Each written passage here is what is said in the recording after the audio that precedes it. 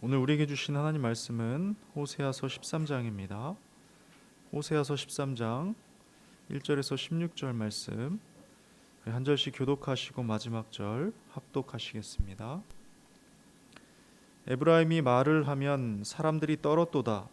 그가 이스라엘 중에서 자기를 높이더니 바알로 말미암아 범죄함으로 망하였거늘.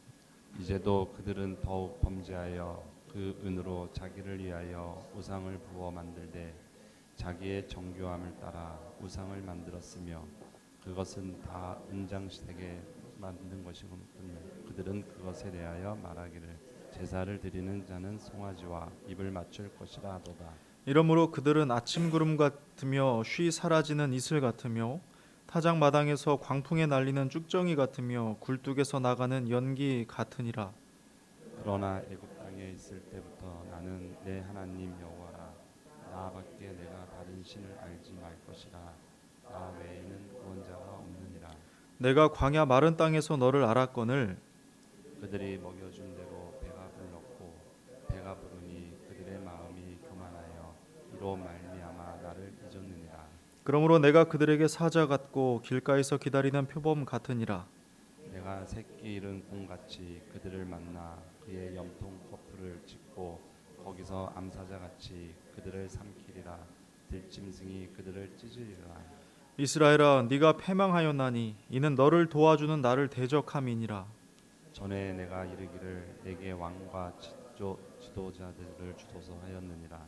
내 모든 성읍에서 너를 구원할 자 곧 내 왕이 이제 어디 있으며 내 재판장들이 어디 있느냐. 내가 분노함으로 네게 왕을 주고 진노함으로 패하였노라. 에브라임의 불의가 봉합되었고 그 죄가 저장되었나니 해산하는 여인의 어려움이 그에게 임하리라. 그는 지혜 없는 자식이로다. 해산할 때가 되어도 그가 나오지 못하느니라. 내가 그들을 소울의 권세에서 속량하며 사망에서 구속하리니 사망아 내 재앙이 어디 있느냐. 수월아 내 멸망이 어디 있느냐. 뉘우침이 내 눈 앞에서 숨으리라. 그가 비록 형제 중에서 결실하나 동풍이 오리니 곧 광야에서 일어나는 여호와의 바람이라. 그의 근원이 마르며 그의 샘이 마르고 그 쌓아둔 바 모든 보배의 그릇이 약탈되리로다. 사마리아가 그들의 하나님을 배반하였으므로 형벌을 당하여 칼에 엎드러질 것이요 그 어린 아이는 부서뜨려지며 아이벤 여인은 배가 갈라지리라. 아멘. 잘 아시는 대로 이스라엘이 분열 왕국이었을 당시에 북이스라엘은 10지파였고요. 남유다는 2지파로 구성되어 있었습니다. 유다와 베냐민 지파만 남유다였고 나머지 지파는 모두 북이스라엘이었죠. 그리고 그 중에서도 에브라임 지파는 북이스라엘에서 가장 큰 영향력을 행사했던 지파입니다. 그 이유는 북이스라엘의 창건자 여로보암 1세가 에브라임 지파였기 때문입니다.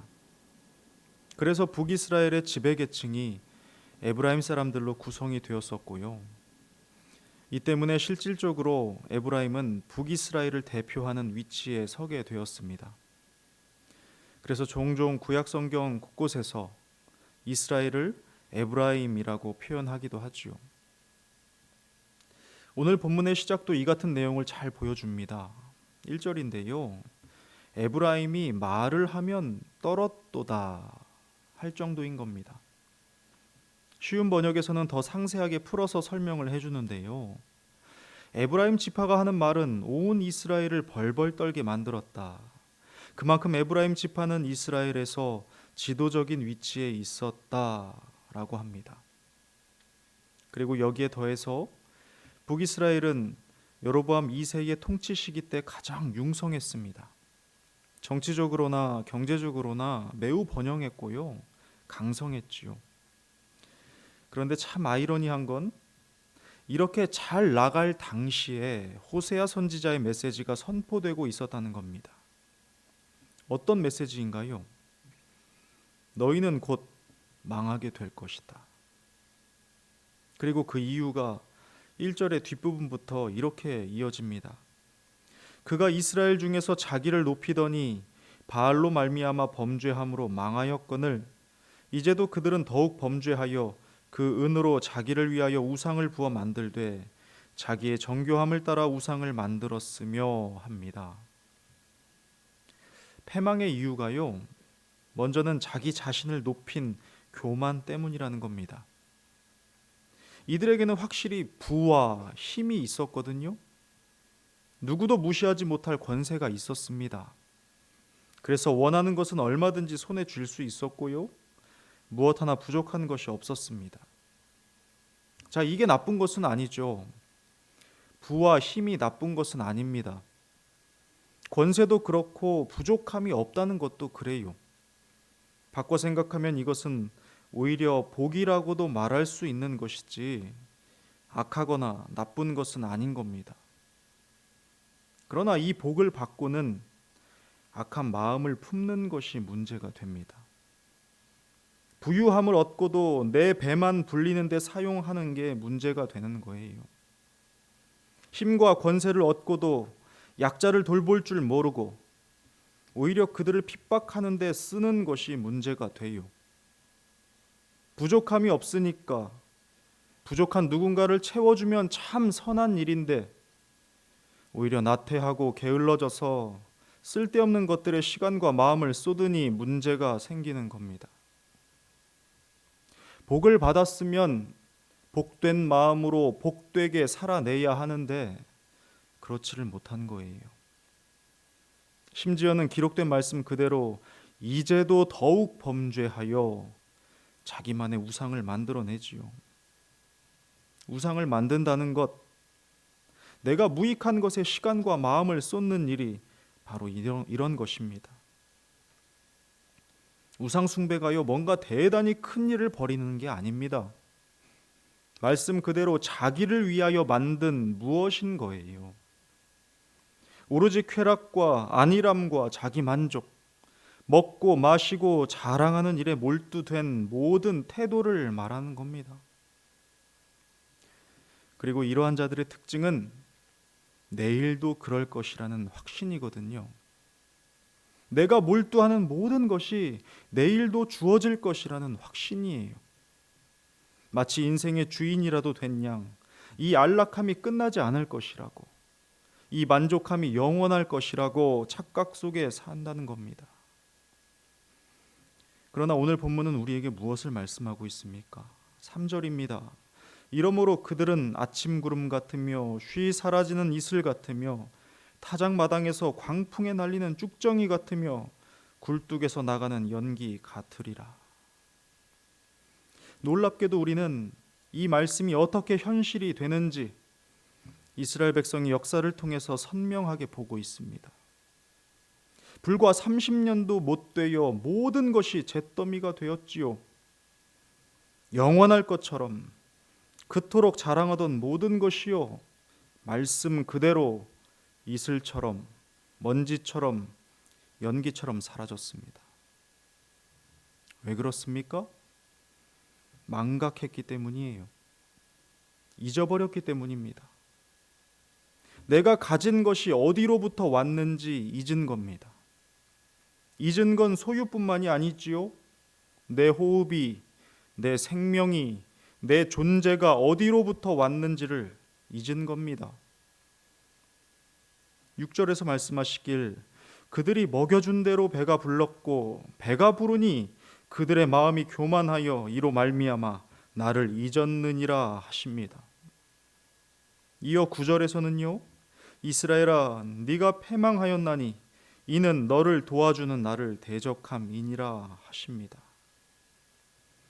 이들은 가장 귀한 것을 놓아버리고 천한 것을 손에 쥔 겁니다. 가치 있는 것을 놓아버리고 그 손으로 무익한 것을 쥐었던 것입니다. 그런데 더욱 놀라운 일이 뭔지 아세요? 이토록 비참하고 안타까운 일이 3000년이 지난 지금까지도 계속 일어나고 있다는 사실입니다.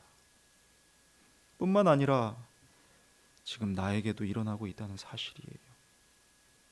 목이 곧고 교만한 것, 복을 받고도 제 배만 불리는 악한 마음을 품는 것, 여기에 더욱 범죄하여 무익한 우상을 만들어내는 것, 안일함과 자기 만족에 몰두하여 무익한 것에 시간과 마음을 빼앗기고 마는 것, 더 나아가 내일이 나의 것이라는 확신, 내일도 여전히 내 손에 쥔 것이 남아 있으며 내가 인생의 주인이라는 착각,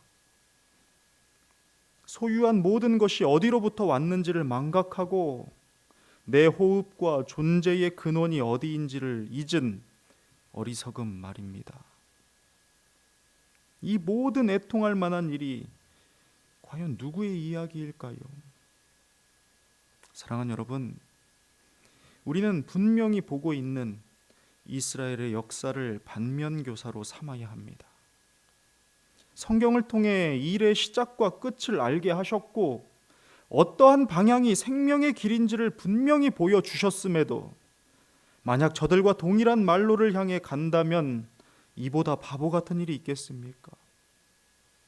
알았고 또 보았음에도 그 전철을 밟고 있다면 이보다 통탄할 일이 어디에 있을까요? 우리는 그리해서는 안 됩니다. 못난 백성의 뒤를 따라 걷지 말고 주께서 보이신 생명의 길을 따라 걸어야 합니다. 오늘 우리에게 애타게 말씀하시는 주님의 음성에 귀를 기울여야 합니다. 4절에서 말씀하시길 나는 네 하나님 여호와라.